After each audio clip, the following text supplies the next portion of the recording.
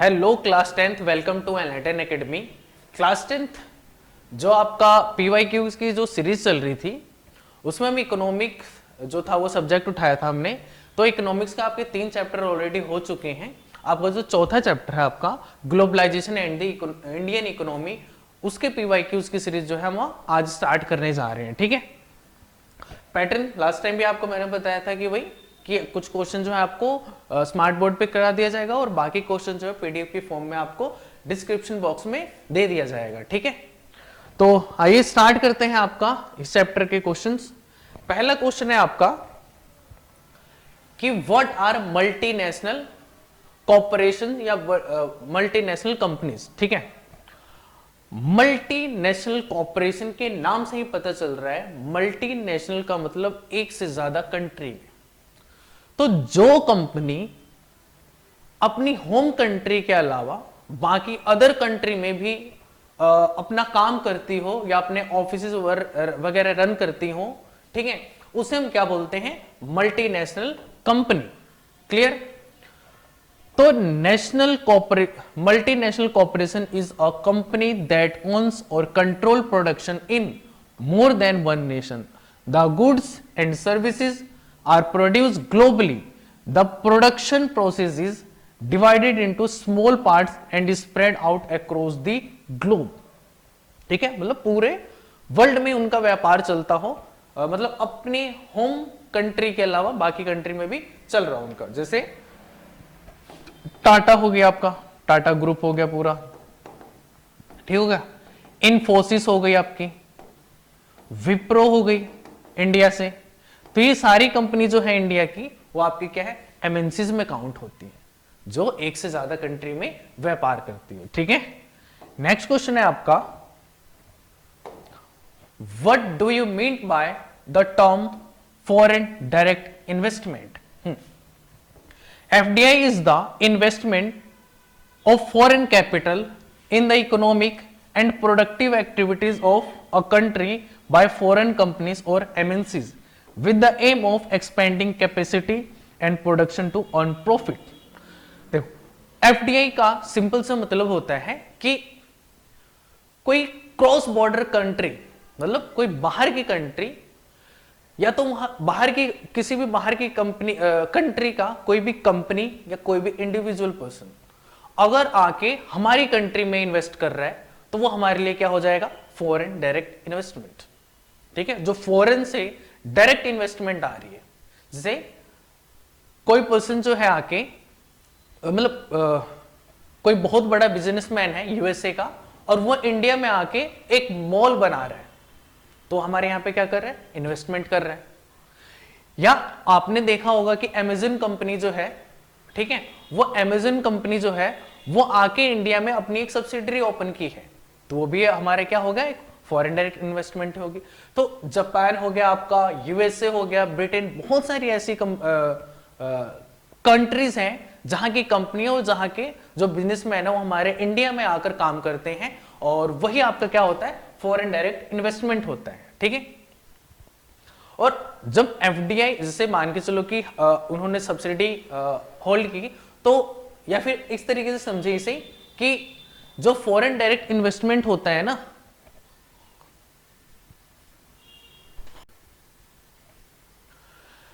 FDI को इस तरीके से भी समझा जा सकता है कि मान के चलो कोई इंडिविजुअल है, कोई कंपनी है, वो हमारे इंडिया की किसी कंपनी में आकर इन्वेस्टमेंट करता है या फिर उसका स्टेक परचेज करता है, और एटलीस्ट 10%, कितना? एटलीस्ट 10%। मान के चलो हमारे इंडिया की कोई कंपनी है, वहां पे कोई उसमें कोई बाहर का पर्सन, फॉरेन का पर्सन आके 10% स्टेक, एटलीस्ट 10% स्टेक जो है परचेज कर लेता है। अब इससे क्या होगा? वो हमारे इंडियन कंपनी में इन्वेस्ट कर रहा है और कुछ ऑनरशिप भी वो ले लेता है अपने पास, इक्विटी भी होल्ड करता है, तो इसे ही हम क्या बोलते हैं? फॉरेन डायरेक्ट इन्वेस्टमेंट करते हैं। ठीक है, क्लियर हो गया होगा अब तो।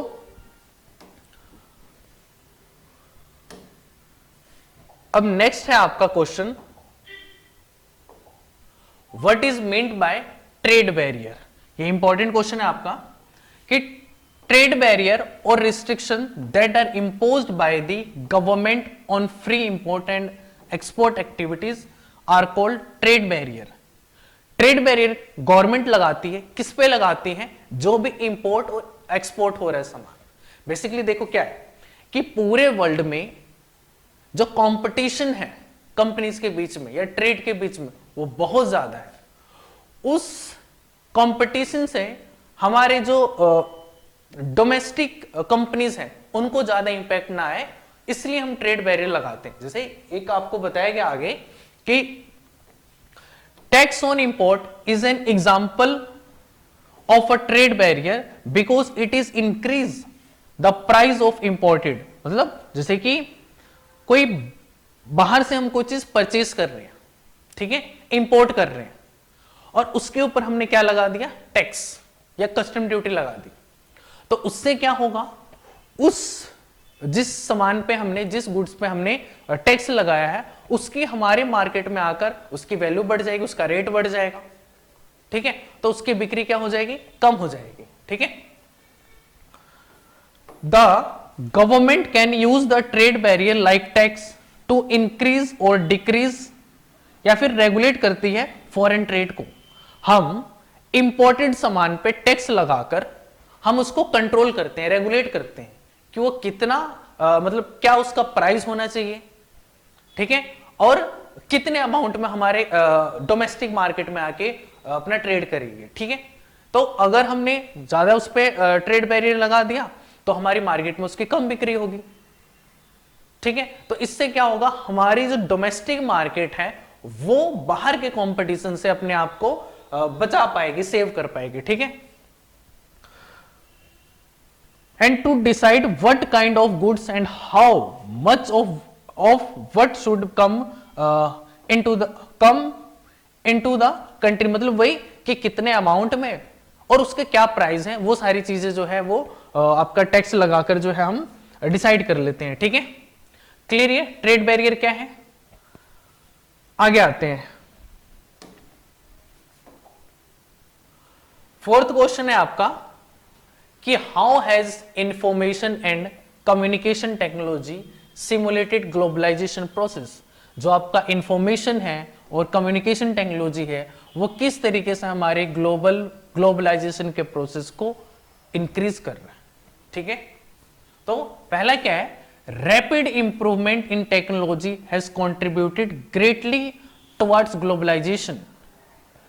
आगे देखते हैं कैसे। Advance technology in transport system has helped in the delivery of good faster across long distance at lower cost.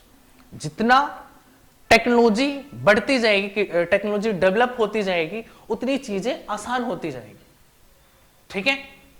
तो वही है कि पहले के मुकाबले में अभी टेक्नोलॉजी बहुत ज्यादा बढ़ी है और ट्रांसपोर्ट सिस्टम में तो हद ही बढ़ी है। जिससे क्या हुआ है आपका कि जो सामान इधर उधर जो ट्रांसफर होता है वो बहुत कम टाइम में और रीजनेबल कॉस्ट में इधर उधर हो जाता है, ठीक है, मतलब ट्रांसपोर्ट हो जाता है। आगे क्या है? Development in information and communication technology has also help a great deal telecommunication facility, जैसे टेलीग्राफ हो गया आपका, टेलीफोन हो गया, मोबाइल फोन हो गया, fax are use to contact one another, ठीक है। तो इस जो इंफॉर्मेशन और टेक्नोलॉजी आने से क्या हो गया? लोगों के बीच जो कम्युनिकेशन गैप था वो बहुत कम हो गया। आप लाइव वीडियो कॉल कर सकते हैं, वीडियो चैट कर सकते हैं आप, ठीक है। आपको इंस्टेंट अगर कोई इंफॉर्मेशन भेजनी है आप टेक्स्ट मेल कर सकते हैं आप उसे। तो हमारे पास बहुत सारी ऐसी फैसिलिटी आ गई है, बहुत सारी ऐसी सुविधाएं हमें मिल गई हैं जिससे हम क्या है कि सेम टाइम में ही सारी डील वगैरह फाइनल हो सकती है आपकी, ठीक है। आगे देखते हैं। Access information instantly and communicate from remote area. This is possible due to satellite communication devices. Teleconferences help in saving frequent long trips across the globe. वही है कि टेक्नोलॉजी आने से चीजें बहुत ज्यादा फास्ट हो गई है। आप रिमोट एरिया में भी बहुत ज्यादा एक्सेस मिल चुका है, मतलब आप अब रिमोट एरिया कुछ रहा ही नहीं है बेसिकली, ठीक है। सारे के सारे जो है मेन स्ट्रीम में ऑलमोस्ट आ चुके हैं। आप अगर डिलीवरी जो है किसी सामान की डिलीवरी अगर आप रिमोट एरिया में भी करवा चाहो तो वो भी बड़ी आसानी से अब हो जाता है, ठीक है। तो सब कैसे पॉसिबल हो पाया आपका, आपका इंफॉर्मेशन और टेक्नोलॉजी की डेवलपमेंट से ही। Information technology has also played an important role in spreading out production of services across country. कैसे देखते हैं, orders are placed through internet, designing is also done on computers, even payment of money from one bank to another can be done through e-banking, through the internet also allow us to send instant electronic mail यानी email and talk across the world at negligible cost, ठीक है। कि अगर मान के चलो आपको कोई ऑर्डर प्लेस करना है वो भी आप ऑनलाइन कर लोगे, आपको कोई आपको सामान देखना है वो भी आप ऑनलाइन देख लोगे, आपको पेमेंट करनी है वो भी आपकी ऑनलाइन हो जाती है, कोई इंफॉर्मेशन पहुंचानी है वो भी आप ईमेल कर देंगे। तो अब ऑलमोस्ट हर चीज जो है वो बहुत इजीली और बहुत फास्ट तरीके से होती है। कैसे हो पाया, सिर्फ वही इंफॉर्मेशन और टेक्नोलॉजी की डेवलपमेंट की वजह से। तो आपको ये क्लियर हो चुका होगा अभी ये, ठीक है, कि ग्लोबलाइजेशन के प्रोसेस को जो इंफॉर्मेशन एंड टेक्नोलॉजी की डेवलपमेंट है वो किस तरीके से इंक्रीज कर रही है। अगला है examine any 3 condition which should taken care of by multinational company. हाँ, वही है कि अगर कोई मल्टीनेशनल कंपनी किसी अदर कंट्री में जाकर अपनी सब्सिडरी या व्यापार करना चाह रही है, ट्रेड करना चाह रही है, तो उससे पहले वो किन बातों का ध्यान रखेगी।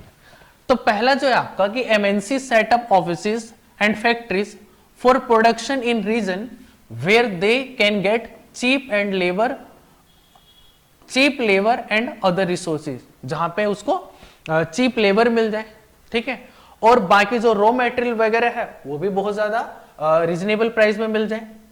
अब एग्जांपल के लिए देखते हैं, जैसे चाइना, बांग्लादेश और इंडिया, यहां पे रिसोर्सेज भी बहुत ज्यादा है, रीजनेबल प्राइसेस पे है, लेबर भी बहुत ज्यादा है और वो भी बहुत चीप प्राइसेस पे है। तो एफडीआई वगैरह जो आती है या फिर बाहर की जो कंपनियां आती हैं, इतना अट्रैक्ट इंडिया, चाइना और बांग्लादेश की तरफ इसलिए होती है क्योंकि यहां पर हर चीज अफोर्डेबल रेट में है। गवर्नमेंट जो है वो भी सब्सिडी प्रोवाइड कर देती है, यहाँ पे चीप लेबर भी है, ठीक है, और उसके अलावा क्या है कि हाँ वही चीप लेबर वगैरह है, सारी चीजें मतलब बड़ी आसानी से हो जाती है, ठीक है। They also provide with the advantage of cheap and manufacturing location, ठीक है। आगे MNCs also need closed by market for their manufacturing goods. Mexico and Eastern Europe are useful for their closeness to the market in the US and Europe। कि अगर कोई company है, अगर कहीं पर प्रोडक्शन कर रही है तो वो बिल्कुल यही चाहेगी कि प्रोडक्शन करने के बाद जो उसका सामान बिके वो उसकी मार्केट बिल्कुल आसपास में ही हो, ठीक है। तो वही बात बताई गई इसमें, आपका जो मेक्सिको है और ईस्टर्न यूरोप का जो इलाका है वो यहाँ पे प्रोडक्शन भी बहुत ज्यादा होती है और इस यही मार्केट में कंज्यूम भी हो जाता है, ठीक है। आगे beside this MNCs also require skilled engineer and IT personals and a large number of English speaking people who are able to provide customer care services। और इंडिया जो है पॉसिबली की टॉप पे होगा इसमें, क्योंकि इंडिया की पॉपुलेशन ज्यादा और उसमें भी इंग्लिश स्पीकिंग पीपल जो है वो भी बहुत ज्यादा है, ठीक है। तो कस्टमर केयर वाली सर्विस जो है वो इंडिया में मतलब बहुत अच्छे से चलती है, ठीक है। आगे, ठीक है, तो कहने का मतलब देखो स्किल आपको इंजीनियर चाहिए, IT पर्सनल चाहिए, आपको नॉर्मल चीप लेबर चाहिए, सब कुछ इंडिया में बहुत ज्यादा अफोर्डेबल रेट में आपको क्या हो जाते हैं, मिल जाते हैं, ठीक है। मतलब आपको कम सैलरी देनी पड़ती है इनसे और काम अच्छा खासा हो जाता है, ठीक है। All this factor help MNC in saving cost of production by 50 to 60% की। और वही MNCs कंपनी अगर इंडिया, चाइना या बांग्लादेश में अपनी कंपनियां ओपन करती है तो उनका प्रॉफिट मार्जिन कितना, मतलब जो सेविंग कॉस्ट है वो कितना हो जाता है आपका 50 to 60% जो है अमाउंट अपना सेव कर पाते हैं। इसका मतलब वो उतना अर्न कर पाते हैं, एक्स्ट्रा अर्न कर पाते हैं, ठीक है। क्लियर चीजें। अब आते हैं नेक्स्ट क्वेश्चन पे। हाँ, give the meaning of WTO यानी world trade organisation. What is the major aim of WTO, mention any two shortcomings of WTO। पहले WTO के बारे में समझते हैं। WTO फुल फॉर्म क्या है? World trade organisation. World trade organisation, ठीक है। ये आपका स्टैब्लिश हुआ था 1 जनवरी 1995 को। हेडक्वार्टर कहां है इसका? जिनेवा में। कहां पर? जिनेवा में। कहां पर? स्विट्जरलैंड में।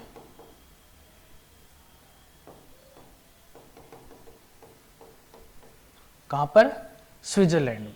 इसका मेन काम क्या है? मेन काम आपको यहां पे लिखा हुआ है कि WTO believes that there should not be any barrier between trade of different countries। मतलब जो हमने अभी ट्रेड बैरियर पढ़ा था, तो WTO का मेन ये है कि जो ट्रेड बैरियर है उसको रिड्यूस करना है, ठीक है।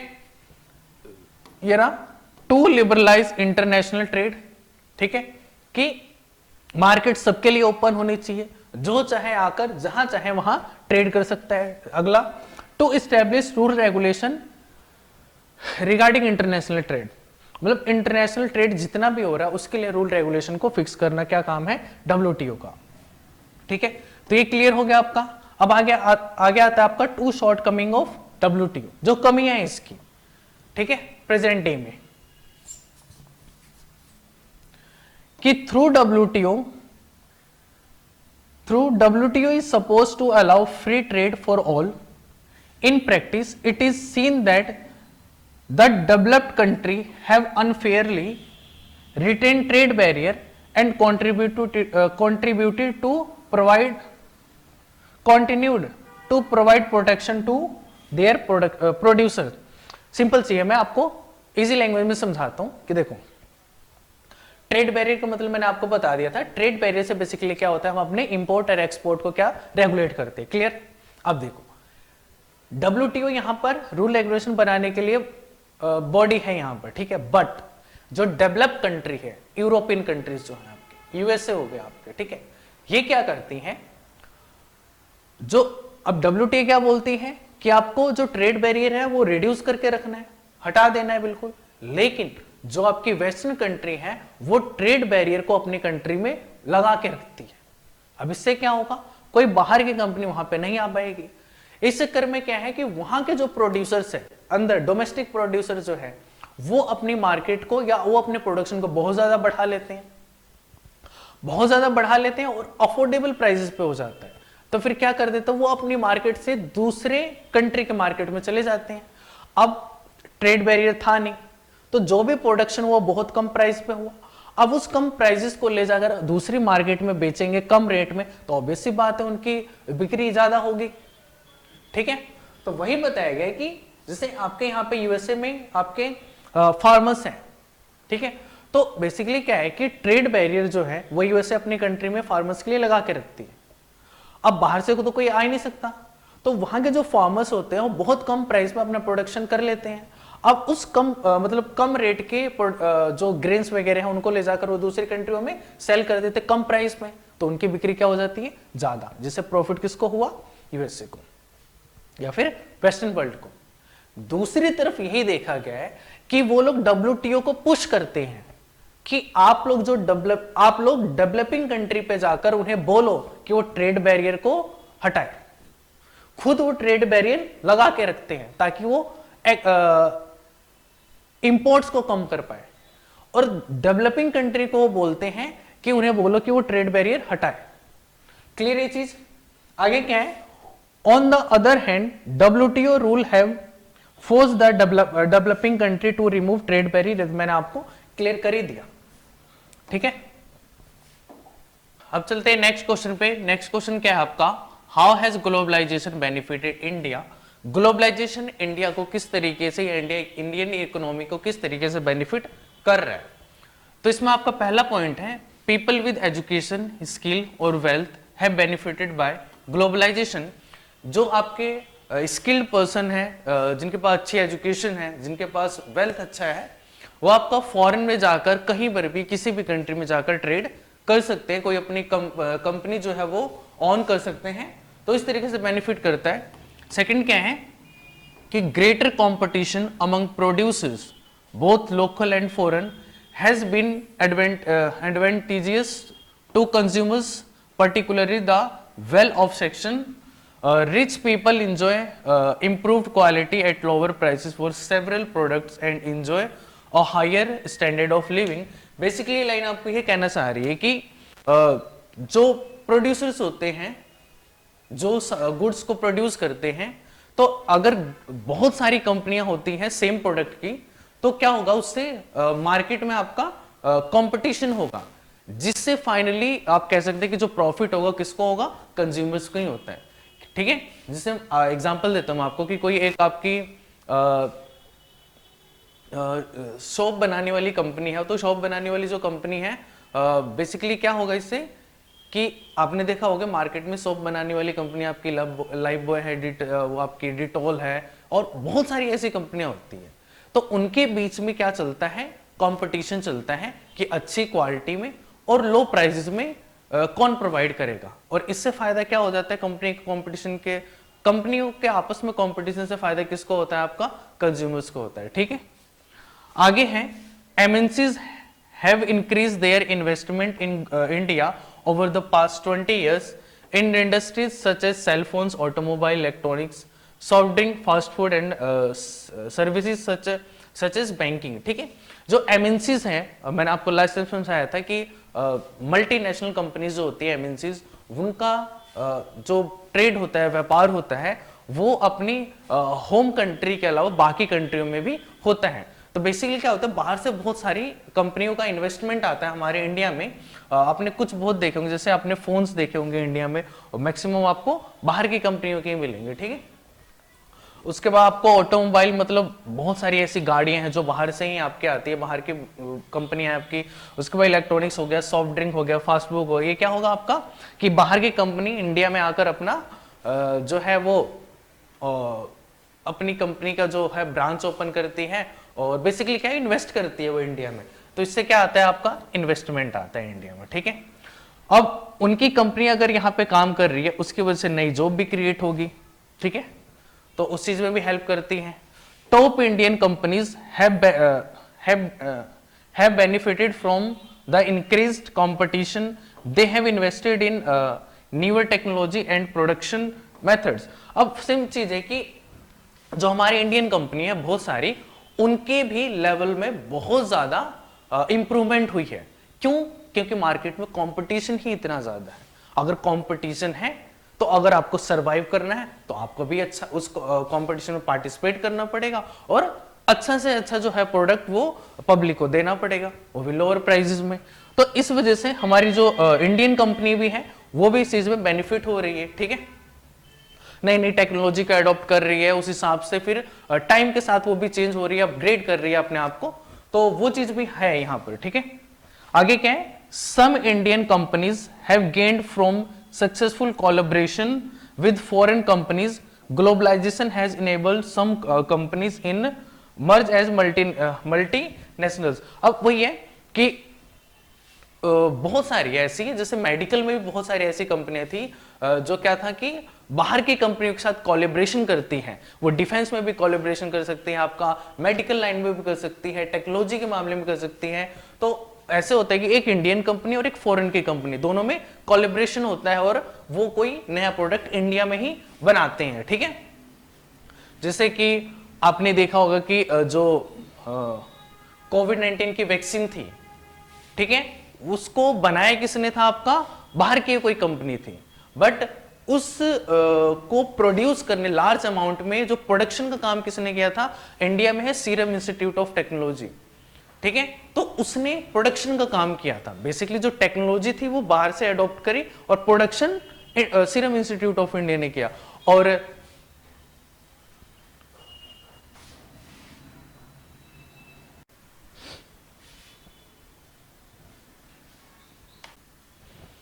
अब आते हैं लास्ट पॉइंट पे, some Indian companies have gained from successful collaboration with foreign companies, globalisation had enabled some companies to merge as a multinationals.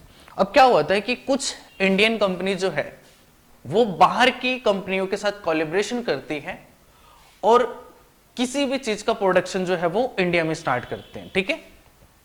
जैसे इंडिया और रशिया मिलकर बहुत सारे डिफेंस के इक्विपमेंट बनाते हैं, गन वगैरह हो गया आपका, ये सारी चीजें मैन्युफैक्चर करते हैं।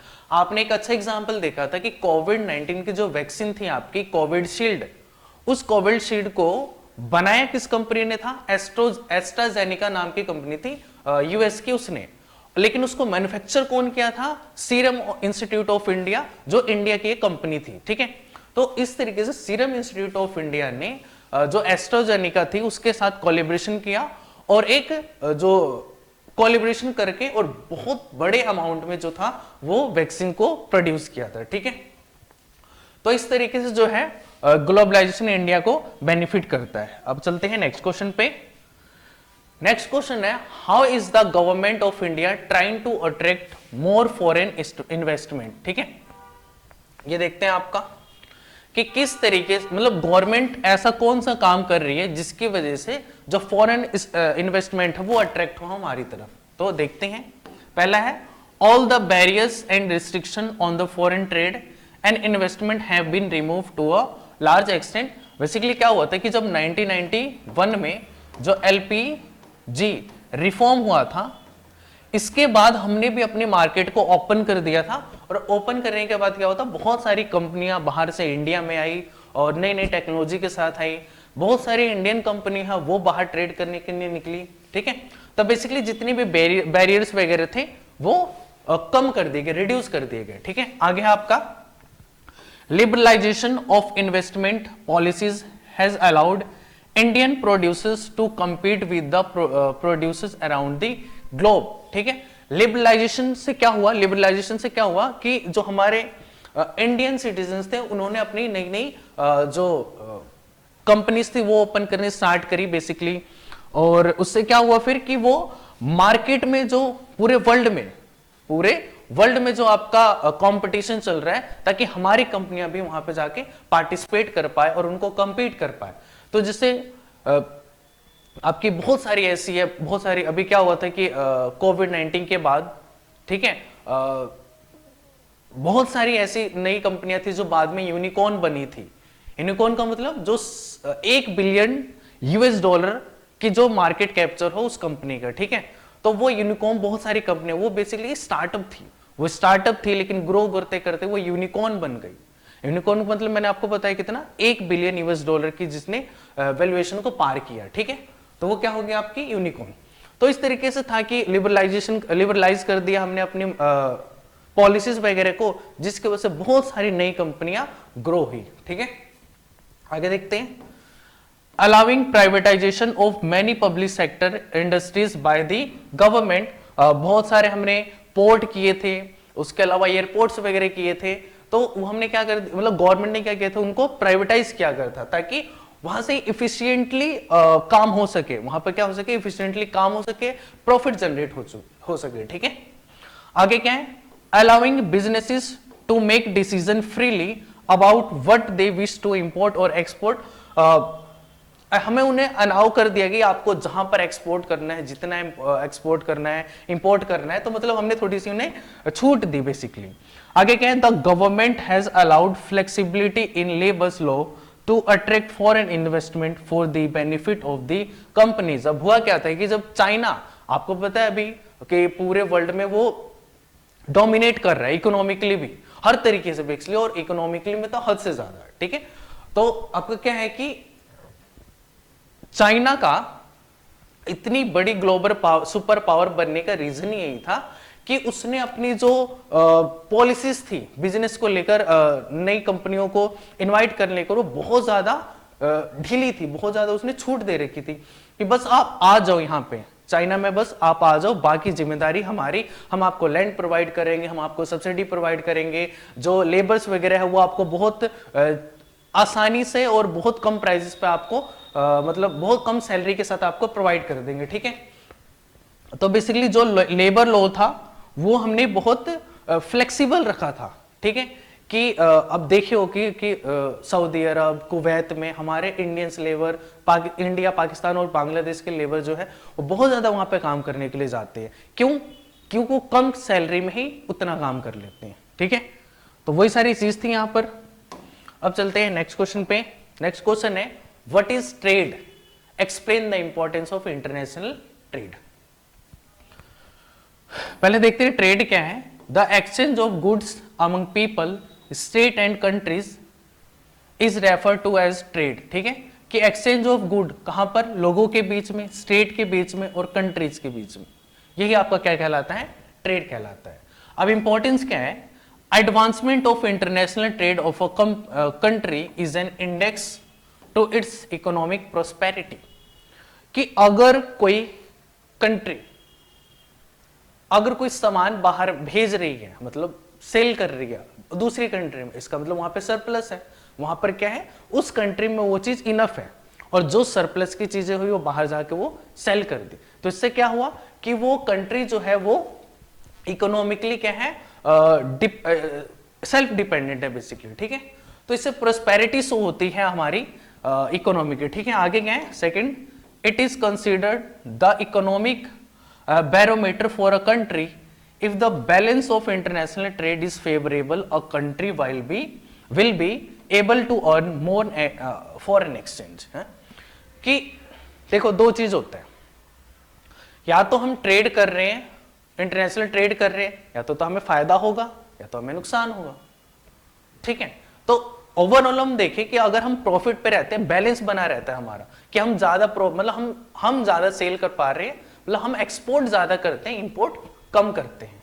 इंपोर्ट कम करेंगे तो क्या होगा, हमारे यहां फॉरेन एक्सचेंज बाहर कम जाएंगे। अगर हम एक्सपोर्ट करते हैं तो फॉरेन एक्सचेंज हमारी कंट्री में ज्यादा आते हैं। तो हमें एक्सपोर्ट ज्यादा करना है और इंपोर्ट कम रखना है। तो अगर ये चीज होती है तो फिर फॉरेन एक्सचेंज हमारे कंट्री में आते हैं, और जिससे कंट्री की इकोनॉमी जो है वो भी आपकी स्ट्रेंथन होती है। ठीक है, थर्ड क्या है, as no country is self sufficient in all resources, it cannot be survive without the international trade। Her country जो है वो हर मामले में सेल्फ सफिशिएंट नहीं होती है, हर कंट्री में सारे रिसोर्सेज नहीं पाए जाते, तो इसके लिए हमें क्या करना पड़ेगा, बाहर से परचेज करना पड़ेगा। तो इसलिए भी ग्लोबलाइजेशन इंपॉर्टेंट है, ताकि हर चीज आपके पास नहीं है तो आप अपने को फुलफिल करने के लिए आप बाहर से आप खरीद सकते हैं। ठीक है, तो इसलिए भी ग्लोबलाइजेशन या इंटरनेशनल ट्रेड जो है वो जरूरी होता है। आगे क्या है, countries have trade relation with the major trading blocs. ठीक है, देखो अगर किसी कंट्री के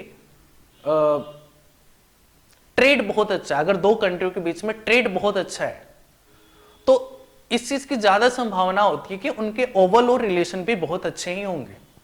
ठीक है, जैसे आप इंडिया और चाइना को देख लो, इंडिया चाइना के ट्रेड बहुत अच्छे हैं और बहुत टाइम से ही है, और हर साल ये इंक्रीज ही करता है। लेकिन फिर भी चाइना इतनी बड़ी ग्लोबल पावर होने के बाद भी फुल फ्लेज वॉर इंडिया पे, मतलब फुल फ्लेज जो है वो वॉर नहीं करती, वो छुप छुप के करती है, या फिर कभी कभी कर दिया, क्योंकि ट्रेड है। मतलब अब होता है क्या है कि चाइना इसमें सरप्लस में रहता है, मतलब हम इंपोर्ट ज्यादा करते हैं, चाइना को एक्सपोर्ट कम करते हैं। चाइना हमें ज्यादा इंपोर्ट करता है, सॉरी एक्सपोर्ट करता है, चाइना हमें ज्यादा एक्सपोर्ट करता है।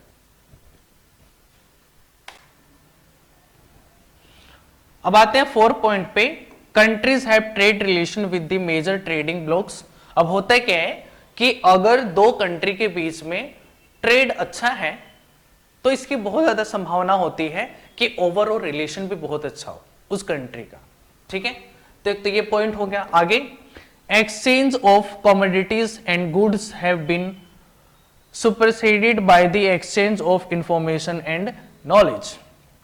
पहले सिर्फ कमोडिटीज, गुड्स और सर्विस का ही एक्सचेंज होता था, अब टेक्नोलॉजी का भी एक्सचेंज होता है। ठीक है, नॉलेज का भी एक्सचेंज होता है। तो बेसिकली नई नई टेक्नोलॉजी आती है, नए नए आइडियाज वगैरह आते हैं, तो इस तरीके से भी जो है वो इंटरनेशनल ट्रेड जो है इंपॉर्टेंट होता है। ठीक है, अब चलते हैं नेक्स्ट क्वेश्चन पे।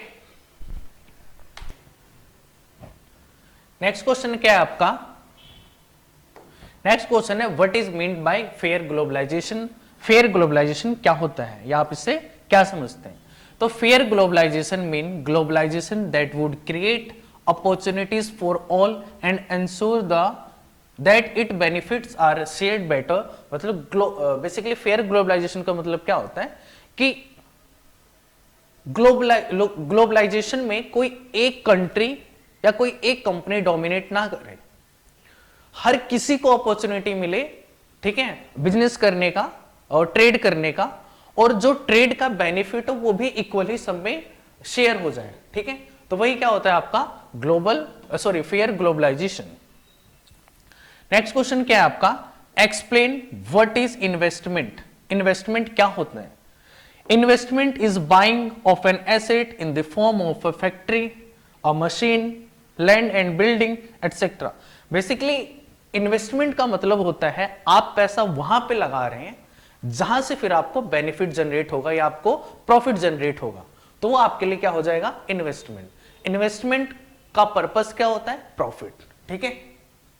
तो ये होता है आपका, आप एक बार पढ़ लीजिएगा, फिजिकल एसेट अगर आप खरीदते हैं, कोई मशीनरी खरीदते हैं, या फिर आप कोई स्मॉल सा इंडस्ट्री खरीदते हैं जिससे बाद में आप ग्रो करके बहुत ज्यादा प्रॉफिट कमा पाए, तो वो भी आपके लिए क्या हो जाएगा, इन्वेस्टमेंट होगा। मान के चलिए आप कोई कार लेते हैं और उस कार को परचेज करके और लगा देते हैं आप कहीं पे,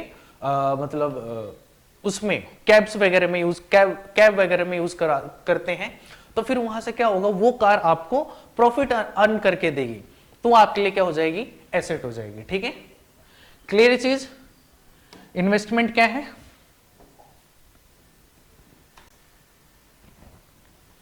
नेक्स्ट क्वेश्चन पे चलते हैं। नेक्स्ट है और लास्ट क्वेश्चन है आपका। नेक्स्ट क्वेश्चन क्या है कि technology has stimulated the globalisation process. मतलब टेक्नोलॉजी ग्लोबलाइजेशन को किस तरीके से पुश कर रहा है, किस तरीके से बढ़ावा दे रहा है, ठीक है। तो देखते हैं टेक्नोलॉजी कैसे हेल्प करता है ग्लोबलाइजेशन में।